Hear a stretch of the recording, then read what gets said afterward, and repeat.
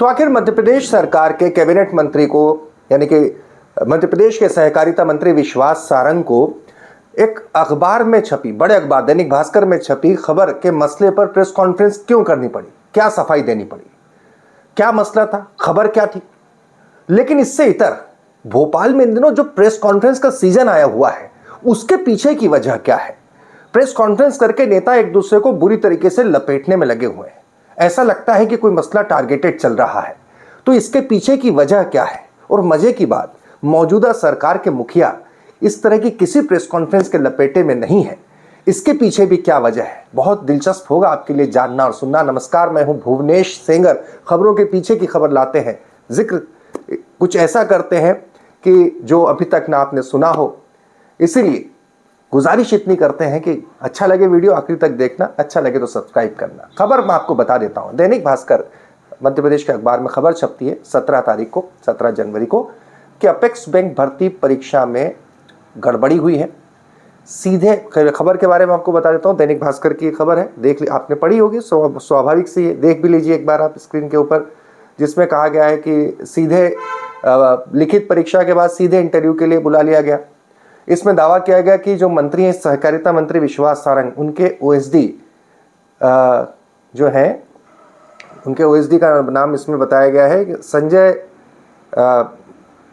भटनागर के बेटे जो हैं, उन्हें सीधे इंटरव्यू के लिए बुलाया गया। इतना ही नहीं, इसमें एमडी जो हैं, एमडी के भतीजे मनोज कुमार गुप्ता के रिश्तेदार, उन्हें सीधे इंटरव्यू के लिए बुला दिया गया। इस खबर में दावा यह भी किया गया कि एसएन कोरी जो कि रजिस्ट्रार या कुछ हैं, वो भी बड़े पद पे, उनकी पुत्री जो है उनको भी बुला लिया गया सीधे इंटरव्यू देकर। नॉर्म्स को फॉलो नहीं किया गया किसी प्रकार से, ये खबर में दावा किया गया। ये खबर आपके सामने है। अमूमन इस तरह की खबरों को लेकर कैसा रिएक्शन होता है, लेकिन तत्काल मंत्री विश्वास सारंग, प्रेस कॉन्फ्रेंस अलग विषय पे बुलाई गई थी, लेकिन विषय यही रहा और विश्वास सारंग ने बाकायदा इस पूरे मसले के ऊपर अपनी तगड़ी सफाई दी। और बल्कि उन्होंने कहा कि यह खबर ही भ्रामक है। ये देखिए, उनकी तरफ से जो जारी किया गया विश्वास सारंग की तरफ से, उनका कहा गया कि वो ओएसडी हमारे है ही नहीं, वो अपेक्स बैंक के ओएसडी संजय मोहन भटनागर। और ये दावा किया गया मंत्री जी की तरफ से, विश्वास सारंग जी की तरफ से, कि जो एमडी है उनके कोई रिश्तेदार इसमें शामिल नहीं हुए। इतना ही नहीं, खबर के हर पहलू के ऊपर इसमें खंडन किया गया कि अपेक्स बैंक के नियमों के अनुसार एक पद के विरुद्ध 10 गुना अभ्यर्थी आवेदन करते हैं, प्रक्रिया तभी आगे बढ़ती है। इफेक्ट पूरे, यानी कि पूरी प्रक्रिया का पालन किया गया। बहुत सारी बातें की गई हैं। आप जरा पहले सुनिए विश्वास सारंग ने कहा क्या, और उसके बाद फिर मैं उस विषय पर वापस लौटूंगा कि इन दिनों भोपाल में इतनी सारी प्रेस कॉन्फ्रेंस, इतने चाहे नरोत्तम मिश्रा के मसले पर राजेंद्र भारती तत्काल प्रेस कॉन्फ्रेंस कर रहे हो, या भूपेंद्र सिंह को हेमंत कटारे लपेटे में ले रहे हो कि जो सौरभ शर्मा है, उनका नियुक्ति का पत्र उनके द्वारा किया गया। वजह क्या है पीछे की? क्योंकि याद रखिए, मैं हमेशा कहता हूं कि बेखुदी बेवजह नहीं थी गालिब, कुछ तो था जिसकी पर्दादारी थी। पहले सुनिए विश्वास।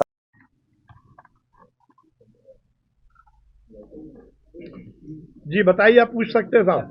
जो नियुक्तियां होनी थी उसको गड़बड़ी का आरोप लग रहे हैं कई तरह के नियमों। नहीं, मुझे बड़ा आश्चर्य है। वैसे प्रेस कॉन्फ्रेंस इस विषय की नहीं है, पर ये जो भी समाचार छपा है वो 100% भ्रामक है। मुझे इस बात को लेकर थोड़ा सा आश्चर्य भी हो रहा है कि इस तरह से कैसे ये समाचार पत्र में आया, क्योंकि इसमें कोई भी फैक्ट नहीं है। उसमें ये लिखा है कि संजय भटनागर मेरे ओएसडी हैं। संजय भटनागर मेरे ओएसडी नहीं है। मुझे आश्चर्य है कि कैसे, क्योंकि ये तो डॉक्यूमेंट्री प्रूफ है। मेरे ओएसडी है ही नहीं संजय भटनागर। उसमें एक फैक्ट लिखा है कि एपेक्स बैंक के एमडी मनोज गुप्ता के भतीजे प्रथम गुप्ता का सिलेक्शन हुआ है। मनोज गुप्ता के कोई भतीजे प्रथम गुप्ता नहीं है। इवन मनोज गुप्ता जो एपेक्स बैंक के एमडी, उनके किसी रिश्तेदार ने इस परीक्षा में भाग ही नहीं लिया। तीसरी बात, उसमें लिखा हुआ है कि एपेक्स बैंक के ओएसडी अरुण मिश्रा के भतीजे संकल्प मिश्रा ने परीक्षा में भाग लिया। संकल्प मिश्रा अरुण मिश्रा के भतीजे नहीं है, उनके किसी रिश्तेदार ने इस परीक्षा में भाग नहीं लिया। रिटायर्ड ज्वाइंट रजिस्ट्रार एसएन कोरी की बेटी मोना का सिलेक्शन हुआ है। मोना नाम की बेटी एसएन कोरी जी की है ही नहीं। उनकी केवल एक बेटी है जो सुनीता कोरी उसका नाम है, और वो विधवा महिला है, वो 42 साल की, वो वैसे ही एज बार है, उसने एग्जाम में पार्टिसिपेट ही नहीं किया, भाग ही नहीं लिया। मुझे बड़ा आश्चर्य है कि ये क्यों समाचार छपा है। कोऑपरेटिव मामलों के अधिवक्ता ने जो लिखा है कि ये इसमें जिस प्रकार से नियमों का पालन नहीं किया गया, ये भी गलत है, क्योंकि अपेक्स बैंक के सेवा नियमों के अनुसार एक पद के विरुद्ध 10 गुना अभ्यर्थियों के आवेदन करने पर परीक्षा की प्रक्रिया अग्रसर होती है। यदि 10 गुना परीक्षार्थी द्वारा आवेदन नहीं किया जाता तो पदों की संख्या उसी अनुपात में कम कर दी जाती है। ये नियम में है, उनके सेवा नियमों में कहीं नियम के विरुद्ध काम नहीं किया गया। बैंक में एडिशनल सीईओ का पद नहीं है, सेवा नियमों में एडिशनल सीईओ का पद है, जिसमें लिखा है कि एडिशनल सीईओ का पद ही नहीं है, और उसमें कैसे विज्ञापन कर दिया गया। ये पूरी परीक्षा आईबीपीएस के माध्यम से करवाई गई। आईबीपीएस वो संस्था है जो कि बैंकिंग की, चाहे वो स्टेट बैंक हो या नेशनलाइज बैंक हो, उनकी जो भर्ती की प्रक्रिया जिस संस्था द्वारा की जाती है, उसी संस्था द्वारा ये परीक्षा ली गई है।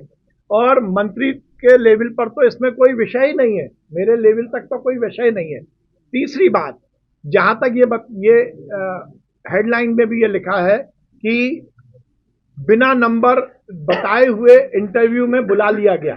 इंटरव्यू, लिखित प्रक्रिया और इंटरव्यू, ये कंटिन्यू प्रोसेस है। आईबीपीएस एग्जाम लेता है, वो अपनी मेरिट बनाता है, उसके जो क्वालिफाइंग मार्क्स होते हैं, जो 40% है शायद, जो क्वालिफाइंग मार्क्स होते हैं, उस क्वालिफाइंग मार्क्स के हिसाब से जितने पद हैं उसके अनुपात में जितने अभ्यर्थियों को इंटरव्यू के लिए बुलाना है, ये आईबीपीएस निश्चित करता है। एपेक्स बैंक को या किसी भी संस्था को वह नंबर नहीं बताए जाते। जब इंटरव्यू हो जाता है, इंटरव्यू के नंबर और लिखित परीक्षा के नंबर मिलाकर मेरिट बनती है, लिखित परीक्षा की मेरिट नहीं बनती। ये भी गलत भ्रामक न्यूज दी गई है। बात हो गई खबर की। हालांकि हमारे संवाददाता राघव की बात भी हुई थी दैनिक भास्कर के अनिल गुप्ता जी से, जिन्होंने खबर को कहा कि ये खबर हमने पूरे पुख्ता आधार पर चलाई है, हमारे पास सारे कागजात हैं। बहरहाल ये मंत्री जी का और अखबार का मसला है, मेरा मसला ये नहीं था। मेरा मसला ये था कि आखिर इन दिनों जिस तरीके से हेमंत कटारे भूपेंद्र सिंह के मसले पर प्रेस कॉन्फ्रेंस कर रहे हैं, राजेंद्र भारती तत्काल आते हैं, नरोत्तम मिश्रा के पुराने मसले को लेकर प्रेस कॉन्फ्रेंस करते हैं। अभी क्यों? अभी तो डेवलपमेंट उसमें ऐसा हुआ नहीं था। तो दरअसल सियासत होती हर चीज के पीछे। तो पता ये चला, जब जो हमारे सूत्र बताते हैं, मध्य प्रदेश में बड़ा परिवर्तन होना है संगठन के लिहाज से प्रदेश अध्यक्ष पद का। वीडी शर्मा का जाना तय है, नए प्रदेश अध्यक्ष का आना तय है। ऐसे में चाहे भूपेंद्र सिंह हो, नरोत्तम मिश्रा हो, विश्वास सारंग हो, प्रदेश अध्यक्ष पद की दौड़ हर कोई दौड़ रहा है, हर कोई हासिल करना चाहता है। सियासत है, होना भी चाहिए, वो नहीं। लेकिन बताया ये भी जा रहा है कि इस तरह के हमले जो वर्तमान दौर में हो रहे हैं, इस दौर में हो रहे हैं, उनके पीछे एक दूसरे को निपटाने की ये भी एक कहीं ना कहीं कहानी चल रही है। हालांकि सियासत इसी का ही नाम है जो कुछ हो रहा है। लेकिन भोपाल में जितना सब कुछ हो रहा है, इतने सारे लपेटों के बीच में मोहन मुस्कुरा रहे हैं, चैन की बंसी बजा रहे हैं, क्योंकि ये भी अपने आप में एक अनूठी बात है। तमाम खबरों के लिए द लपेटा को जरूर सब्सक्राइब करें।